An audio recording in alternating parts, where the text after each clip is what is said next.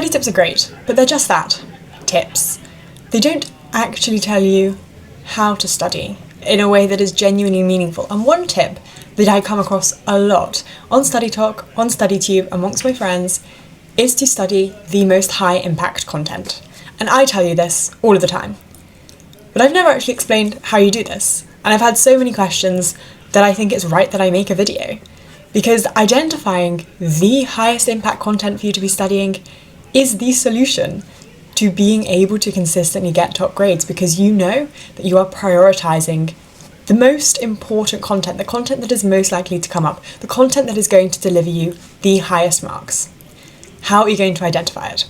We're going to start by finding the right past papers. This might sound ridiculous, but bear with me. Just make sure it's your course, your exam board, your paper, and you're going to choose the 4 most recent papers.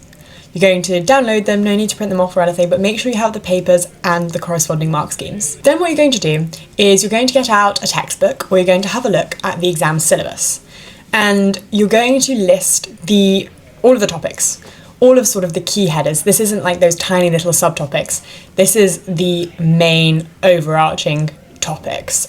Not to the extent of like the sort of full 5 topics that you get in a subject. No, I mean slightly broken down on that level. But in between the sort of full 1, 2, 3, 4, 5, 6, 7 topics that you'll get in a subject and the minute little keyword by keyword subject topic breakdown, you want something in the middle. You're going to write it down on a sheet of paper, and then you're going to go through these most recent 4 past papers, and for every single question, you're going to tick the corresponding topic. You're just going to go through the paper, look at your list. Okay, this question is on electricity and physics, and it's specifically on, capacitors. You're going to put a little tick next to capacitors, and you're going to do that for the entire past paper. Now, okay, you're probably going to want to have done this past paper before, but if you haven't, don't think that this is going to ruin your experience of actually doing it, because you're not actually picking up necessarily on exactly what the question is. You're not actually attempting to answer any of these questions. You're simply reading it and identifying what topic it comes from and taking it on your little list. Once you've done that for all 4 papers, you're going to go down the list. You're going to have a look. What has the most ticks? Because it has the most ticks, it is most likely that it is going to come up in your exam as well. That is a high impact topic that you need to be focusing on. If you have a look down your list and there are some topics with 1 or no ticks, it's one of 2 things. Either it's incredibly likely that it's going to come up in your paper, or it's something that is not regularly tested. You basically have no way of knowing. You could ask your teacher about it, but obviously they don't really have much of a way of knowing either. My personal recommendation is to make that a sort of medium to high impact topic as well, simply because the vast majority of the time it means that it's about to be assessed, and it could be in your paper, it could be in your year. You want to be prepared, and because it's not been tested very much, a lot of other students won't revise it.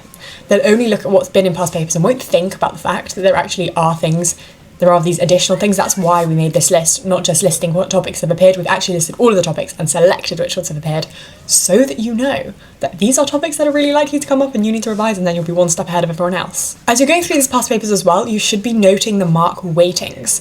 There are certain topics that will consistently come up in 5-6 marker questions, and others that will only ever be assessed in 1 or 2 markers. Clearly, you want to be focusing a lot of effort on these 5 to 6 marker topic questions. So for example, in GCSE biology, the heart often comes up as a 5 to 6 marker. You want to be taking a look at what the distribution of the marks are for each of these topics. And again, going at them, having a little look, go down your list after you've done that, after you've been through those 4 papers and had a look at the marks rather than the topics, and see which topics consistently give you the most marks. Those are also high impact questions. And what you'll see is that a lot of the time, there is strong correlation between the high impact topics, like in terms of question frequency, and the high impact topics in terms of marks. When there is an intersection, you know that is something that is uber important to focus on. But any topic that you see come up a lot or that gives a lot of marks is a high impact topic. Those ones that give 1 or 2 marks, you still obviously want to be looking at. You still obviously want to be looking at all those topics with a medium amount of ticks, as we'd gone through and identified topics in the past papers.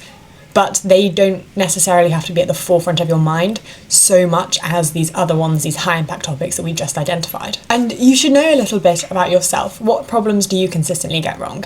In an ideal world, you will have done these 4 past papers already, so that as well as a list of the most frequent topics, a list of the topics that give you the most marks, you can also create a list of the topics that you have gotten wrong. And then you're going to create a bit of a hit list, a revision hit list. And these are the topics that you need to be laser focused on.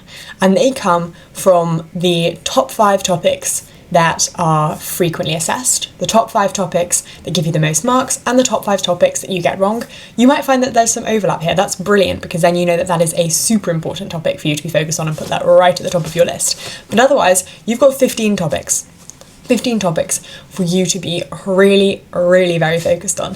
And the best way to revise these topics is the 3-step method that I will always promote, which is to look at a resource, a textbook, a video, class notes, whatever you have, and actively engage with it, for example by using the SQ4R method or by creating a question bank. Then to move on to looking at things that you've got to memorise, keywords for example, create flashcards and go through them with spaced repetition. And then you're understanding, that's when you're going back, you're testing yourself, what do I actually know? How do I know all of these processes? Do I actually understand the concepts? Do I understand how to apply them? You figure that out by using the FINRA technique, by using blurting, and by testing yourself with past paper questions. That is how you find high impact topics and how you actually study them for them.